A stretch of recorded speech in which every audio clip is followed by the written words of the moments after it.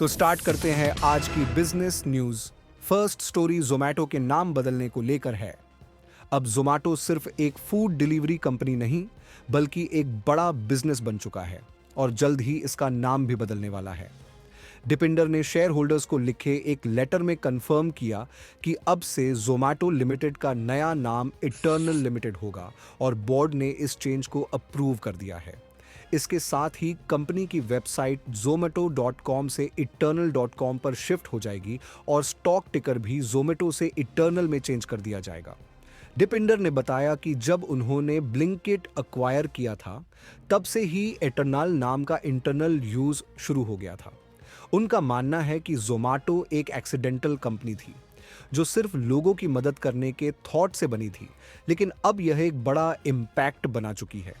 Eternal के अंदर अब 4 बड़े बिजनेस काम करेंगे: जोमैटो, ब्लिंकिट, डिस्ट्रिक्ट और हाइपरप्योर। क्या आपको जोमैटो का नया नाम इटर्नल पसंद आया? नीचे लिखकर बताइए। अगली स्टोरी जोमैटो की टफ हायरिंग प्रोसेस को लेकर है। चीफ ऑफ स्टाफ की नौकरी अब सबसे ज्यादा डिमांड वाली पोजीशन बन चुकी है और अब सीईओ डिपिंडर ने इस पर एक बड़ा अपडेट दिया है। उन्होंने बताया कि 18,000 एप्लीकेशंस आई थीं, जिनमें से सिर्फ 30 लोगों को ऑफर मिला और 18 लोगों ने ज्वाइन किया है।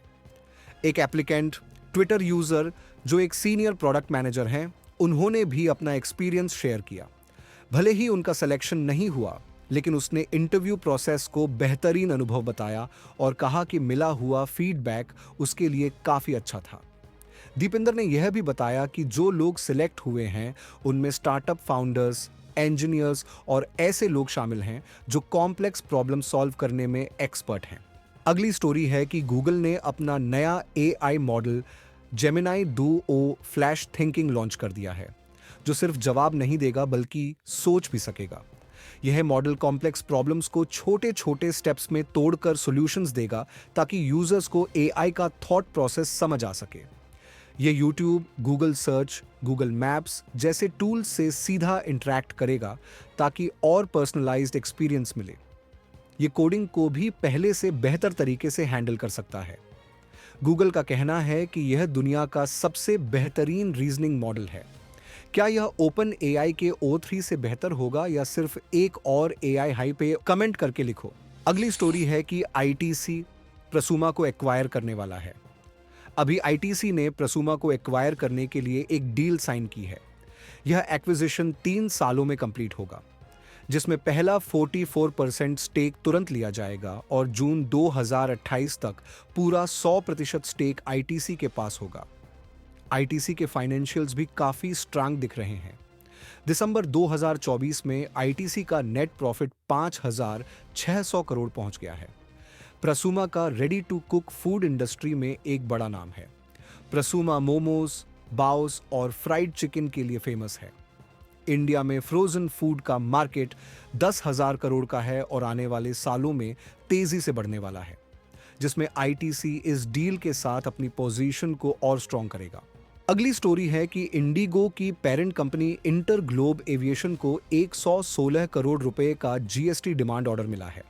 यह नोटिस दिल्ली और चेन्नई की जीएसटी अथॉरिटीज ने दिया है, जिसमें पेनल्टी और टैक्स क्रेडिट्स का डिस्प्यूट शामिल है। इंडिगो ने कहा है कि वह इन ऑर्डर्स को कॉन्टेस्ट करेगी और बिजनेस एक्टिविटी पर भी इसका कोई इम्पैक्ट नहीं पड़ेगा।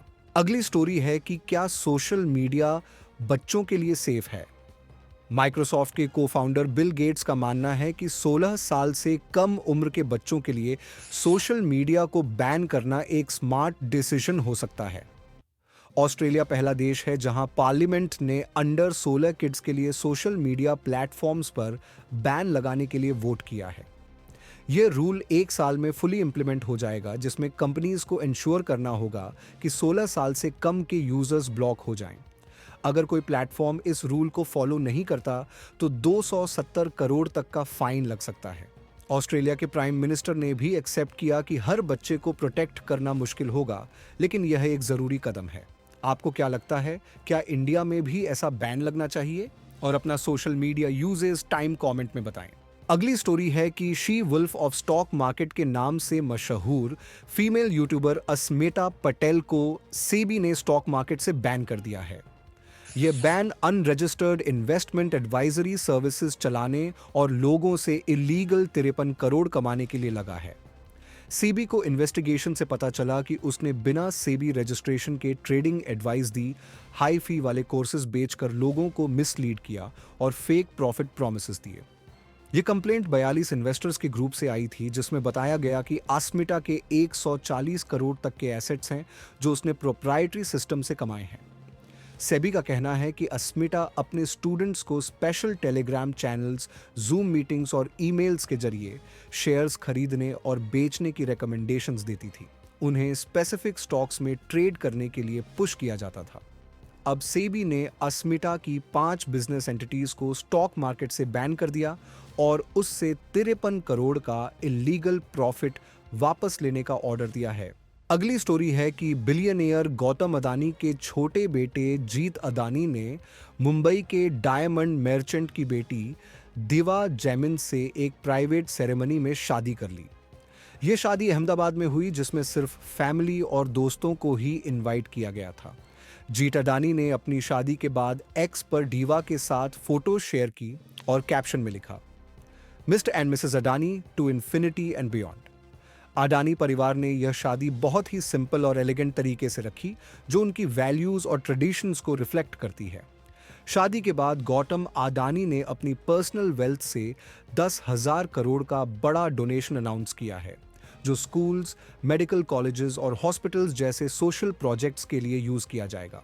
अब इमेजिन करो, आपकी शादी हो चुकी है और एक डेटिंग वेबसाइट पर आपका प्रोफाइल अब भी दिख रहा है। यही जीत अडानी के साथ हो रहा था। जीत अडानी ने बताया कि मिडिल स्कूल में उनके दोस्तों ने मजाक में उनकी प्रोफाइल shaadi.com पर बना दी थी। वह काफी टाइम से उसे डिलीट करवाने की कोशिश कर रहे थे, लेकिन अब तक हो नहीं पाया था। For high school, middle school में, 8th grade या 7th grade में, you know how boys are, you know, we're just messing around and pranking each other. So one of my friends has, so if you go on your website, there is a profile for Jeet Adani set up. No I way. have no idea who has the email, which phone number is, but it's there. I've been trying my level best कि निकालो, please निकालो कि मेरी शादी हो रही है, आपका shaadi.com पे प्रोफाइल है। So that is my request to you. इस पर shaadi.com के फाउंडर अनुपम मिटल ने एक्स पर लिखा कि as promised, here's a small wedding gift for you and Diva. We have had your profile deleted from shaadi.com now that you have confirmed your participation in Shark Tank India. मतलब शादी के बाद जीत को shaadi.com से भी आजादी मिल गई। आप बताओ, ये वेडिंग गिफ्ट एपिक था या और भी बेटर हो सकता था? अगली स्टोरी है कि पीएम नरेंद्र मोदी ने शुक्रवार को एक वीडियो कॉल के जरिए वेव्स समिट के एडवाइजरी बोर्ड के टॉप प्रोफेशनल से इंटरेक्शन किया। यह समिट इंडिया और दुनिया भर के बिजनेस लीडर्स, टेक एक्सपर्ट्स और फिल्म इंडस्ट्री के स्टॉलवर्ट्स को एक साथ लाता है। इस मीटिंग में मुकेश अंबानी, सत्या नडेला, आनंद महिंद्रा, अमिताभ बच्चन, शाहरुख खान, रजनीकांत, दिलजीत दोसांझ, रणबीर कपूर, चिरंजीवी, अनिल कपूर, अक्षय कुमार, अनुपम खेर, AR रहमान भी दिखाई दिए। मीटिंग की यह क्लिप सोशल मीडिया पर वायरल हो रही है, जिसमें यह सभी पर्सनैलिटीज एक साथ डिस्कस करते नजर आ रहे हैं। अगली स्टोरी है कि शोबिज इंडस्ट्री में एंट्री लेना आसान नहीं है, लेकिन एक IIM ग्रेजुएट ने इस चैलेंज को एक नए स्टार्टअप में बदल दिया। अमल जो मंजूरन, जो IIM कोझिकोडे के ग्रेजुएट हैं, उसने ऑडिशन नाम से एक ऐप लॉन्च की है, जो फिल्म इंडस्ट्री में नए एक्टर्स, डायरेक्टर्स और कास्टिंग प्रोफेशनल्स को आपस में कनेक्ट करने का काम करती है। अमल ने अपनी कॉर्पोरेट जॉब छोड़कर 2,50,000 रुपए अपनी सेविंग्स से इस प्लेटफॉर्म की शुरुआत की। उनका कहना है कि बॉलीवुड और फिल्म इंडस्ट्री में नए लोगों के लिए लिमिटेड अपॉर्चुनिटीज होती हैं और ऑडिशंस का प्रोसेस भी स्कैटर्ड है। इसी गैप को फिल करने के लिए उन्होंने एक डेडिकेटेड फिल्म नेटवर्किंग प्लेटफॉर्म बनाने का फैसला किया। अगली स्टोरी है कि एक AI स्टार्टअप ने अपने एम्प्लॉइज को 14 करोड़ रुपए का बोनस देकर सबको सरप्राइज कर दिया। Kowai.co, जो एक B2B कंपनी है, उसके फाउंडर सरवाना कुमार ने अपने 1400 कर्मचारियों के लिए एक अनोखा समृद्धि साझा करने का मॉडल फॉलो किया। उन्होंने 3 साल पहले वादा किया था कि जो भी कर्मचारी इनके साथ रहेंगे, उनको जनवरी में 6 महीने की सैलरी जितना बोनस मिलेगा। सरवाना कुमार ने कहा कि उनको उनकी ड्रीम कार बुगाटी कायरॉन खरीदनी थी, परंतु उन्होंने इसकी जगह एम्प्लॉयज को बोनस देना चूज किया। अगली स्टोरी है कि फ्लिपकार्ट अब ब्लिंकिट, जेप्टो और स्विगी, इंस्टामार्ट जैसे क्विक कॉमर्स लीडर्स को चैलेंज देने के लिए नेक्स्ट लेवल एक्सपेंशन कर रहा है। अब फ्लिपकार्ट का मार्च 2025 तक 300 डार्क स्टोर सेटअप करने का प्लान है। सितंबर 2024 में फ्लिपकार्ट ने फ्लिपकार्ट मिनट्स को दिल्ली में लॉन्च किया था, जो पहले पायलट स्टेज पर था। नवंबर 2024 में फ्लिपकार्ट ने कंफर्म किया था कि कंपनी इस सेगमेंट में और सिटीज में एक्सपैंड करना चाहती है। क्विक कॉमर्स स्टार्टअप्स जैसे ओला और डेलहाइवरी भी अपनी डार्क स्टोर स्ट्रैटेजी पर काम कर रहे हैं। क्या फ्लिपकार्ट अपने डार्क स्टोर एक्सपेंशन के साथ ब्लिंकिट और जेप्टो को टफ कंपटीशन दे पाएगा? अपनी राय कमेंट में बताएं। अगली स्टोरी है कि शुक्रवार शाम प्लेस्टेशन यूजर्स के लिए एक बड़ा झटका लेकर आई, जब प्लेस्टेशन नेटवर्क एक बड़ा आउटेज का शिकार हो गया। इस आउटेज की वजह से online gaming, PlayStation store access और अकाउंट मैनेजमेंट पूरी तरह से ठप हो गया। सोनी ने अपने स्टेटस पेज पर इस इशू को स्वीकार करते हुए कहा, आपको गेम्स, एप्स या नेटवर्क फीचर्स लॉन्च करने में दिक्कत हो सकती है। हम इस इशू को जल्द से जल्द ठीक करने पर काम कर रहे हैं। ट्विटर और रेडिट पर हजारों लोग सोनी से जवाब मांग रहे हैं, लेकिन अभी तक फिक्स टाइम को लेकर कोई ऑफिशियल अपडेट नहीं आया। अगली स्टोरी है कि फेसबुक की पेरेंट कंपनी मेटा एक और बड़े ले ऑफ राउंड के लिए तैयार है। कंपनी अगले हफ्ते से अपने लोएस्ट परफॉर्मर्स का जॉब कट शुरू करेगी। इसके साथ मेटा अपने एआई और मशीन लर्निंग इंजीनियर्स की हायरिंग भी शुरू करेगी।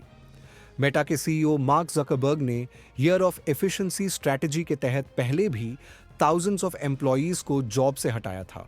अगली स्टोरी है कि व्हाट्सएप यूजर्स के लिए एक बड़ी चिंता की बात है, क्योंकि एक नए जीरो क्लिक हैक के जरिए हैकर्स बिना किसी लिंक क्लिक करवाए आपके फोन का कंट्रोल ले सकते हैं। मेटा ने कंफर्म किया है कि व्हाट्सएप एक डेंजरस साइबर अटैक का टारगेट बना है, जिसमें आपको कोई मैसेज या लिंक ओपन करने की भी जरूरत नहीं है और आपका डिवाइस कॉम्प्रोमाइज हो सकता है। यह अटैक 24 से ज्यादा देशों में होने की आशंका है और इटली में पहले ही 7 केसेस कंफर्म हो चुके हैं। यह हैक इजरायली सर्वेलेंस कंपनी के स्पाईवेयर के जरिए किया गया है। रिपोर्ट्स के मुताबिक इस अटैक का निशाना मोस्टली जर्नलिस्ट, एक्टिविस्ट और सिविल सोसाइटी के मेंबर्स हैं। सबसे ज्यादा डर की बात यह है कि यह एक जीरो क्लिक हैक है, यानी किसी भी यूजर इंटरैक्शन की जरूरत नहीं होती। अब तक मेटा ने सिर्फ यह कंफर्म किया है कि वो इस इशू पर काम कर रहे हैं, लेकिन अब तक इस हैक का कोई फुल प्रूफ सॉल्यूशन नहीं मिला है। क्या आपको लगता है कि व्हाट्सएप और ऑनलाइन मैसेजिंग ऐप्स अब भी सेफ हैं? अपनी राय कमेंट में शेयर करें। आज के लिए बस इतना ही, और कल की न्यूज़ के लिए सब्सक्राइब कर लो फिनटेक फायर को।